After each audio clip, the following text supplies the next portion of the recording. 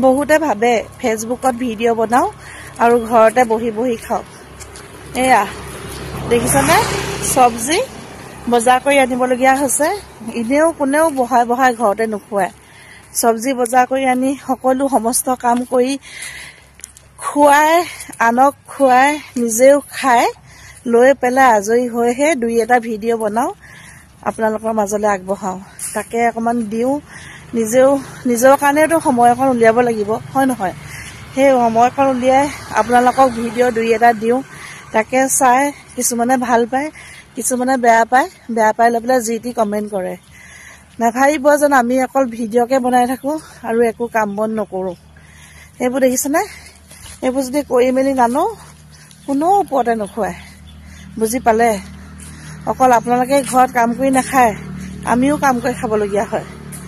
অকল নিজৰ কথাটোকে চিন্তা নকৰিবচোন, বেলেগৰ কথাও অকণমান ভাবিব ভালকৈ।